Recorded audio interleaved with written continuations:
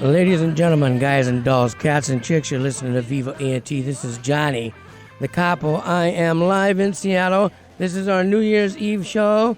Can't wait for 2021.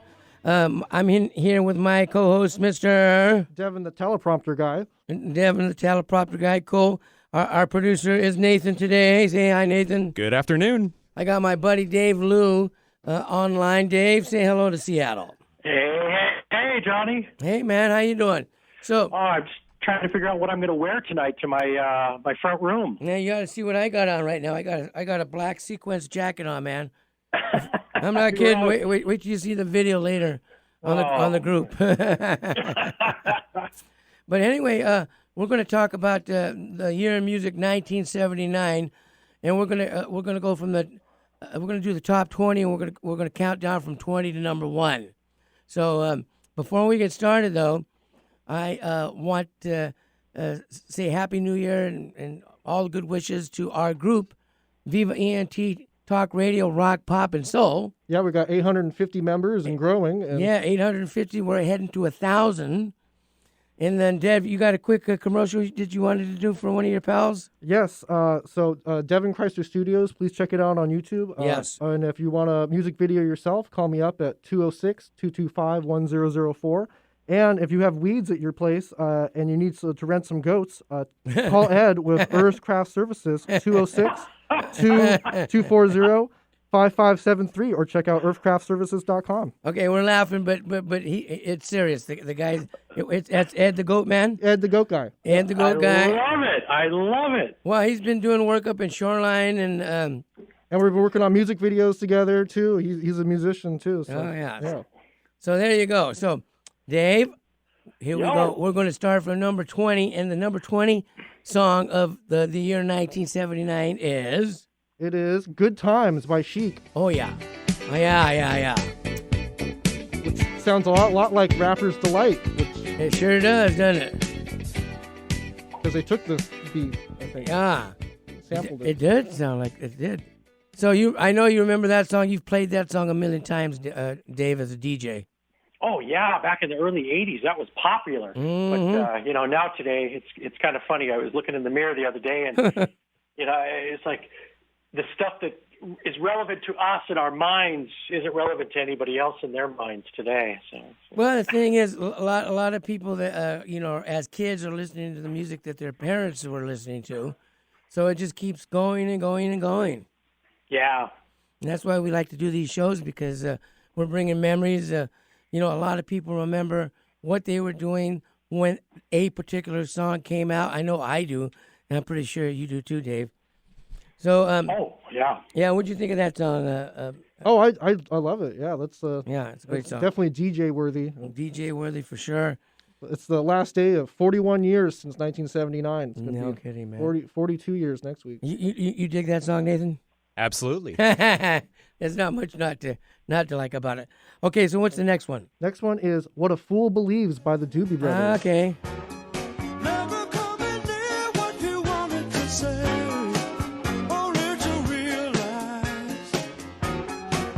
Yeah.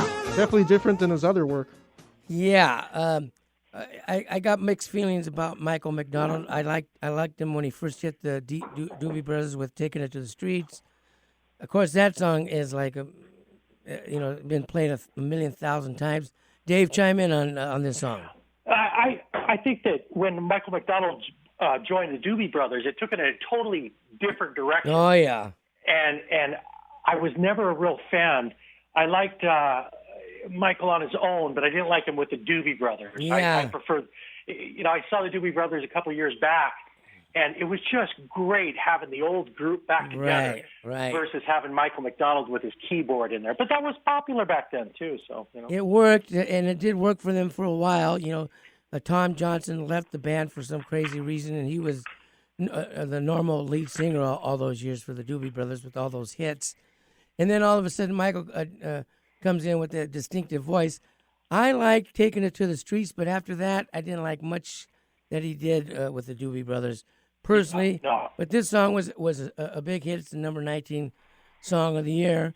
And Dev, what do you think, Dev? I like it. Yeah, it's definitely it's a good song. Yeah, Yeah. I would listen to some other Doobie Brothers like China Grove. Oh yeah, me too. Before this one. Okay, Nathan, I'll let you chime. You know, it's kind of funny. They say that Michael Jackson contributed to that song, and you No can kidding. hear the beat in that No, as well. it's the first I've heard of that. And just before the 80s, you can feel the 80s type of music starting to set in. Okay, I'll go for it. Number 18, Heart of Glass, Blondie. Okay. I really like this one. Yeah. Smash hit.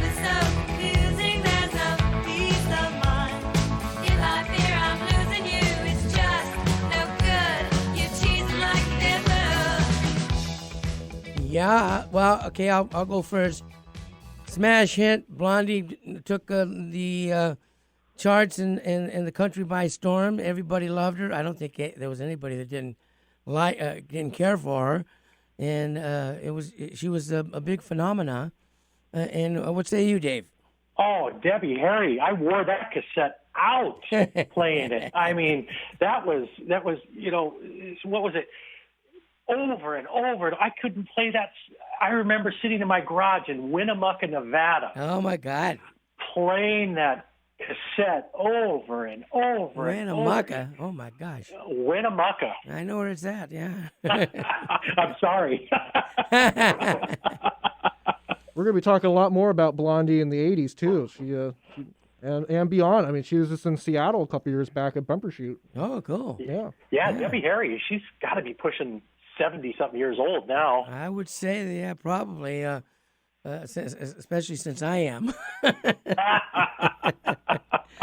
Yeah, she was a big hit, and I think she was in a couple of movies, and she had all kinds of fans going for her.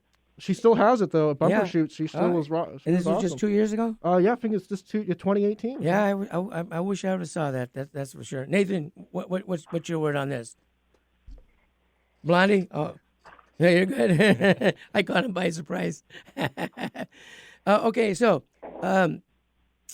what's next, Dev? Well, next on the list, number 17, A Little More Love, Olivia Newton-John. Okay. I like this song, too, actually. I like it. Yeah, a little. It actually flowed really well. Yeah, had a cool intro to it. I like that intro. Yeah, that stinging guitar. Yeah. Dreamy. Dreamy, right. You know, I'm a fan of hers, and I think she did good work, especially being in a music that was ruled mostly by rock groups at the time. I think she did really great. What say you, Dave? Well, that was part of the Australian wave that hit us. Gave us Olivia Newton-John and AC/DC on there too. Oh, I mean, she was phenomenal. Loved her. Yeah, she did great in the movies, and she just had a great career. Smooth voice. You could buy her poster anywhere. Right. She was all over the place. She was like America's the girl next door. Yep. That type of thing. Yeah, she was in Grease the year before, and yeah, she kicked butt in '78 and '79, so she was doing real great. I watched that movie about the Bee Gees on HBO. If you get a chance, Dave, watch it. But I felt kind of bad because the Bee Gees, they got thrown in when disco when they started burning disco records. Yep. At the Chicago. Was that Shea Stadium? Yeah, those July 12th, Disco Demolition Night, anti-disco promotional event held by a Chicago rock station and involving exploding disco records with a bomb, causes a riot and the cancellation of the second game. So after that, disco started slipping really fast. Within 6 months, it was pretty much disappeared from the charts, and we're kind of in '79 right now. Well, what a tragedy. Well, because the next song, number 16, is Tragedy by the Bee Gees. Right, and yeah. It's not as good as Staying Alive, I'd say. Well, it's different. It's not. Yeah, you're right. Dave, what do you say about that? Tragedy, Bee Gees. The Bee Gees were amazing. They had so much they could do, and they were all over the map. And like you said, they got targeted as a disco band. Yeah. That just took their career straight down. I But can't they were believe it. such a talent. They were. Again, that was another one of our Australian bands that hit us up, wasn't it? Yeah. Yeah, it was, Another yeah. strong. Man, it must have been a big year for Australia. Yeah. Did you ever see Sgt. Pepper's Lonely Hearts Club Band with the Bee Gees and Peter Frampton? Yes.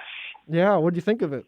I love Peter Frampton. Yeah. It gives you a different perspective of everything. I mean, Peter Frampton, we'll get into that another day, but I love the movie. I thought it was good. I did too, and it bombed at the box office, and the critics really beat it up. But I agree with you. I thought the movie was just fine. I liked Yeah, it. it I was just saw it last week, and yeah, it was awesome. I mean, Yeah. no plot, but it's okay. It's a Yeah, rock. It's all yeah. good tunes. So yeah, Tragedy was an okay song, but it wasn't like You Should Be Dancing or Jive Talking or those type of tunes.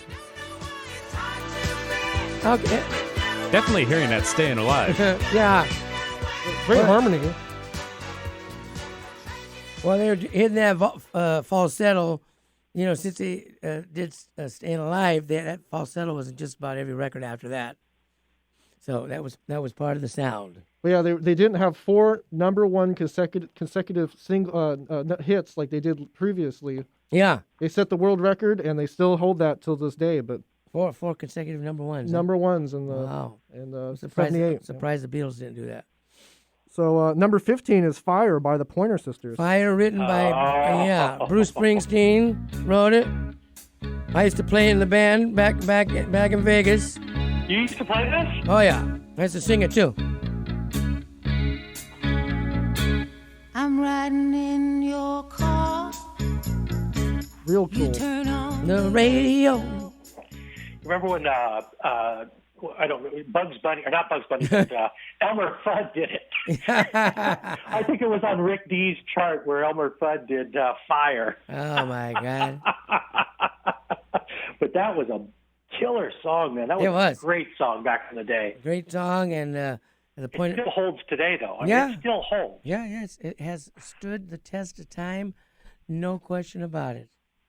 No question about it. I think it's a great song. Pointer Sisters did a good job.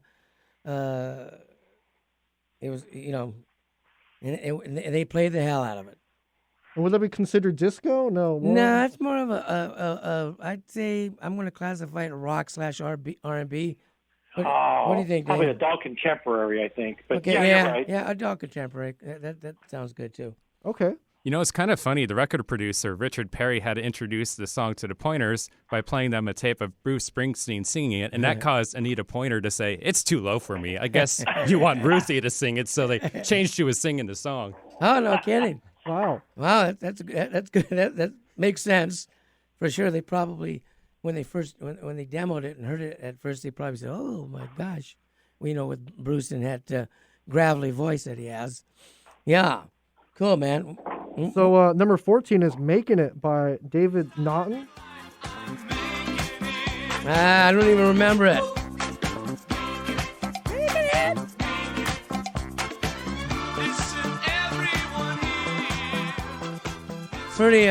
Pretty tough to stump me, and I listen to the music religiously, and I don't remember that song, man. I couldn't tell you the name of it at all.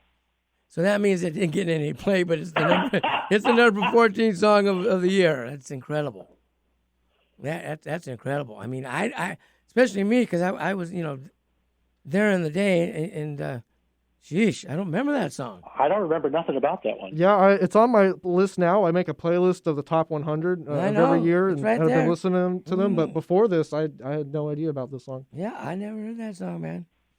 So let's go to the next one. The next one is When You're in Love with a Beautiful Woman, yeah. Dr. Hook. Play this one too. Go in love. Everybody needs her. Yeah. Boy, that was a great album too. Just the whole album was good with Dr. Hook. He's just got all kinds of nice, easy listening stuff when you're cruising down the road with I would be in the back of my parents' car at the time. Got a cassette and just listening to it on a nice summer day. I was playing the clubs in Vegas in '79. So as a matter of fact, I used to play that song too. So I was pretty much playing a lot of the stuff that was on the radio, cover band type stuff. Wow. But yeah, it's a great song. Dr. Hook had a really good run. He's a good lead singer, and it's a nice song. I want to see you play that at the studio. Well, I might. Okay. And so number 12 is MacArthur Park, Dawn of Summer. Yeah. Step ahead as we followed in the dance. Nice slow dance. It's disco, man. This is the intro. Oh, yeah, it gets... Yeah. So anyway, this song goes into the disco beat, and it's very up tempo, and she made it a big hit. I've never been real crazy about the song, but it's not as big as her. She has 2 other songs in the top 22. She had three songs in the top 15, right? Yep. So what's your word on that, Dave? The reason she had that is Bad Girls came out, right? And she was so powerful with that song, an album, that album just blew everything off the charts. It did. And so, they were just diving to get more stuff from her. And I think that's why a lot of those other songs hit the charts, because nothing would have, well, we'll talk about the other one as it comes up, but nothing would have beat what she did on number 3. Yeah, you mean yeah. Well, yeah, number 2, Bad Hot Girls, Stuff. and number 7, Hot Stuff. Yeah.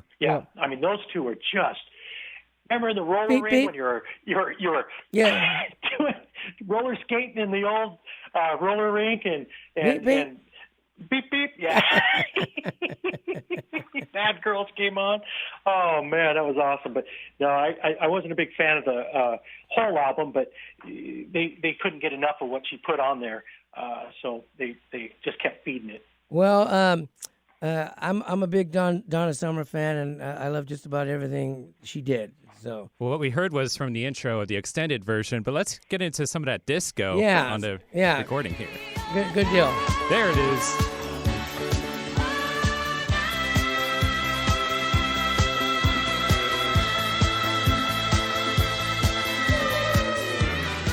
Man, she belted that.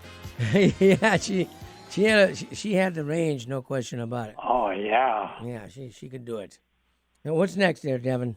So we got number 11, Too Much Heaven, Bee Gees. Oh yeah, typical Bee Gee type thing. Yeah. Yeah.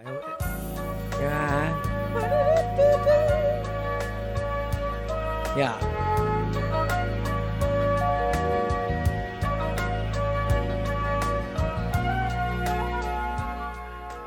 Yeah, it was smooth, and it was a hit, and it was another great performance by the Bee Gees.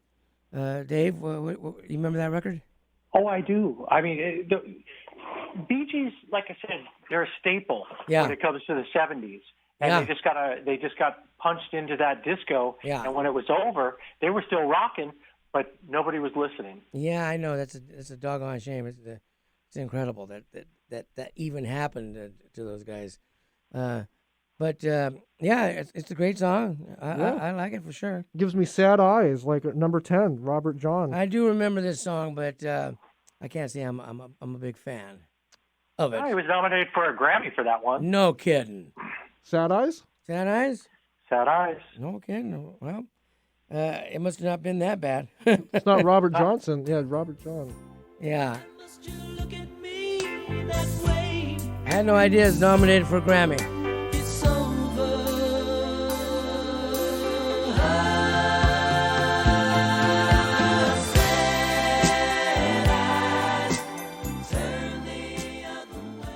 Cool. That's a good song, man. I love that song. Yeah, it was very smooth. Very probably number 1 adult contemporary.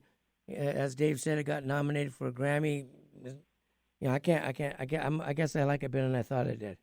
Yeah, the Bee Gees that year collected 4 Grammys for the Saturday Night Fever soundtrack. Oh, yeah. Including Album of the Year, while Billy Joe's Just the Way You Are wins both Record of the Year and Song of the Year. Cool. Wow. That was 79 or 78? 79. Yeah. Yep. Okay, yeah. And A Taste of Honey wins Best New Artist. Oh, yeah, they had some good stuff, too. No question about it. Wow. Yeah. So number 9 is Ring My Bell, Anita Ward. Love the song. Ring my bell.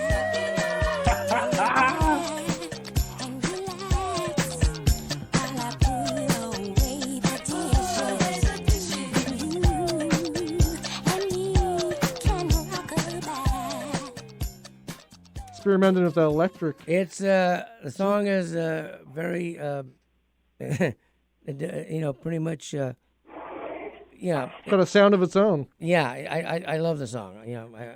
When I lived in Japan in the 80s, and I would DJ in some of the discos over there. Well, music was a little bit different over there. You put that song on, and the place would just explode. Yeah. It was love it. amazing. Yeah. It definitely all that for sure. Wherever you went, you heard that song. If it was in the supermarket or it was at the nightclub. Everywhere. It was everywhere. It was on the radio all the time, and it was a great song and great sound. No question about it. Wow. Yeah. And then the same with this other song, number 8, YMCA, The Village People. Okay.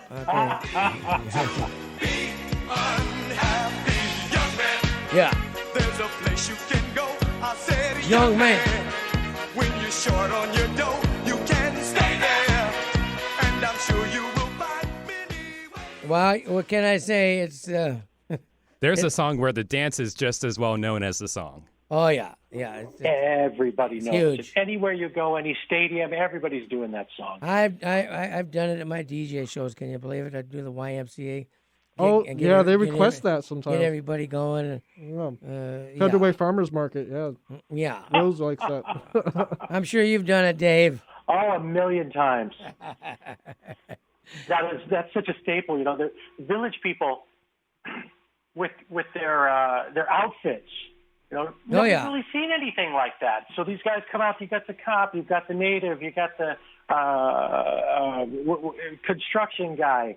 Nobody had seen anything like that. It's a stage show that they came out with.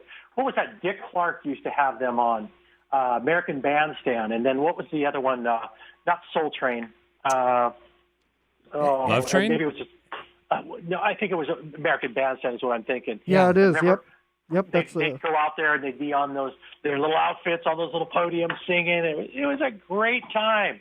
You can't beat those guys. Yeah. No. And then they had a couple of big follow-up hits in the Navy and a couple other ones that were just yeah.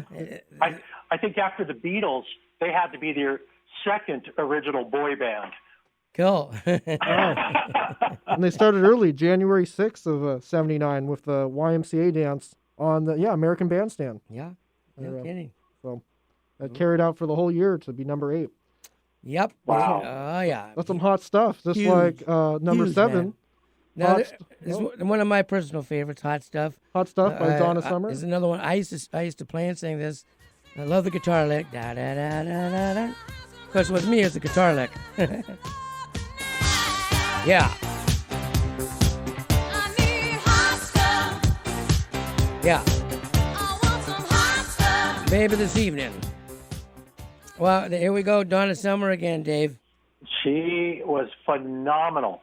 Like his album had hit after hit on it, and they put a few fluffs in there, a few B-sides on the charts, but it just you couldn't get enough of what she had going on. Yeah, if you were at the clubs, even that traveled all the way up into the 80s, the mid 80s, early 90s. It still holds today. I think that's why they consider her the queen of disco. Yep. Yeah. And I'd say she deserves the title. Absolutely. I like it. Yeah. No, And love it. As iconic as this next song, "I Will Survive." Oh my gosh. Gloria Gaynor. Another one. Huge.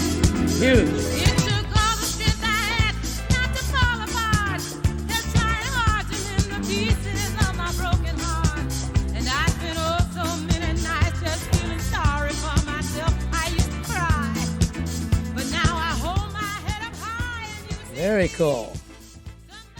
That is one broken woman who came out and made money. Yeah. No question about it, man. That song was an anthem for women, and man, it was at every nightclub, every disco. You danced to it all night long. You still hear it up and down the strip if you're walking Vegas or if you're walking in a club or anywhere. I still play this song. Yeah. It's timeless. Huh? Yeah, exactly right. What number are we up to now? Oh, that was number 6. So then we're up to number 5. Okay, Dave, I want to invite you to stay on the show. We're gonna take a short break, and then a quick word from our sponsors. So, ladies and gentlemen, you're listening to Viva ENT, and we'll be back with the rest of the songs from 1979, baby. Yeah, take a guess what number 1 is. Yeah, I got it. We'll be right back, folks. Thank you so much. Well, I know that it's got to be right. I think about it day and night. I feel